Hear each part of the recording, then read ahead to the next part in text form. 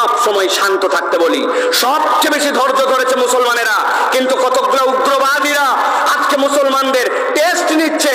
আমরা বলবো আপনারা এই আইনজীবীর বিচার করেন, যারা বিভিন্ন ধর্মীয় গোষ্ঠীর ব্যানারে এই দেশে উস্কানি ছড়াই দিচ্ছে তাদেরকে আপনারা বিচার করেন। কতগুলো উগ্রবাদী যারা এই বাংলাদেশকে অস্থিতিশীল করতে চায়, মুসলমানদেরকে নানানভাবে হেয় প্রতিপন্ন করে নানানভাবে মুসলমানদের ধৈর্যের পরীক্ষা নিতে চায়, ওরা মূলত এই দেশের বন্ধু নয়, বরং ভিন্ন দেশের এজেন্ডা বাস্তবায়ন করে এ দেশ এবং মুসলমানদের মাঝে একটা দাঙ্গা লাগাতে চায়। আমরা তাদেরকে হুঁশিয়ার করে বলে দিতে চাই, আমরা বরাবর এই তৃতীয় স্বাধীনতার পর থেকে অনেকে এটাকে বলেন দ্বিতীয় স্বাধীনতা, না, আপনি দ্বিতীয় স্বাধীনতা যদি বলেন তাহলে 1947-এ যে দেশ ভাগ হয়েছিল ওই ভাগের ভিত্তিতে যে আমাদের মানচিত্র, এখনো আমরা ওই মানচিত্র নিয়ে আছি। ওইটাই ছিল আমাদের প্রকৃত এবং প্রথম স্বাধীনতা। এরপরে দ্বিতীয় 71-এর স্বাধীনতা, তৃতীয় 24-এর স্বাধীনতা। সুতরাং যারা ওই 1947-এর স্বাধীনতাকে অস্বীকার করতে চায় তারাই মূলত আমাদের মধ্যে বিভক্তি ঘটাতে চায়। আজকে জমির মালিকানা আপনাদের আমাদের নামে আছে।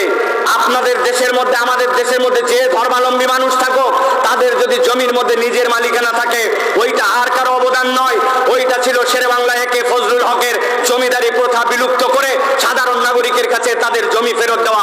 ওইটার সুবিধা বাংলাদেশের এবং ওই বঙ্গের সকল বাঙালিরা আজ পর্যন্ত গ্রহণ করে, অথচ তারা শেরেবাংলা একে ফজলুল হককে গ্রহণ করতে চায় না। শেরেবাংলা একে ফজলুল হক তিনি চাইছিলেন না যে এই বাংলা এইভাবে ভাগ হোক, তিনি ওই বাংলা এই বাংলা মিলাই বাংলা গঠন করতে চেয়েছিলেন।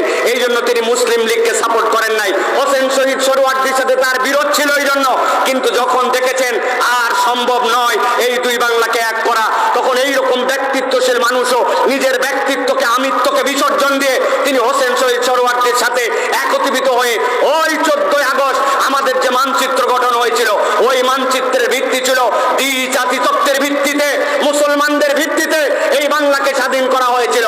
সুতরাং আপনি ওইটাকে অস্বীকার করে খালি 71-এর গান গান, ওইটাকে অস্বীকার করে খালি 24-এর গান গান, এটা যারা করে তারা নব্য বুর্জোয়া নব্য জমিদার তত্ত্ব এদেশে প্রতিষ্ঠা করতে চায়। তারা মুসলমানদের ইতিহাসকে আমাদের কাছ থেকে মুছে দেওয়ার ষড়যন্ত্র করতে চায়, ঠিক না?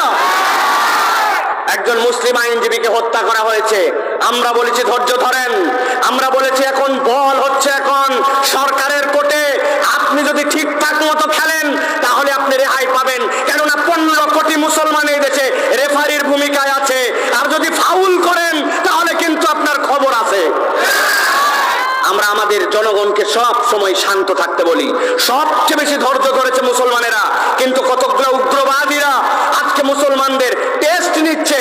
আমরা বলবো আপনারা এই আইনজীবীর বিচার করেন, যারা বিভিন্ন ধর্মীয় গোষ্ঠীর ব্যানারে এই দেশে উস্কানি ছড়াই দিচ্ছে তাদেরকে আপনারা বিচার করেন। আর এক ধরনের সাংস্কৃতিক এলিট এই দেশে জন্মগ্রহণ করেছে, তারা সাংস্কৃতিক, তারা যেন ইজারাদারি নিছে এখানে, তারা মুসলমানদের টুপিওয়ালা দাড়িওয়ালা তাদের কোনো ঘটনা দেখলেই বড় করে দেখায়, আর অন্যদের ঘটনা তাদের চোখে পড়ে না। এরা মূলত মুনাফিক চরিত্রের অধিকারী। আব্দুল্লাহ ইবনে উবাই যেরকম ছিল, এরা এখন আব্দুল্লাহ ইবনে উবাইয়ের ভূমিকায় এই দেশের মধ্যে অধিষ্ঠিত হয়েছে, ঠিক না? আমরা দ্ব্যর্থহীন কণ্ঠে এই জন্য বলতে চাই, প্রতিটা মুসলমান সজাগ হয়ে থাকতে হবে।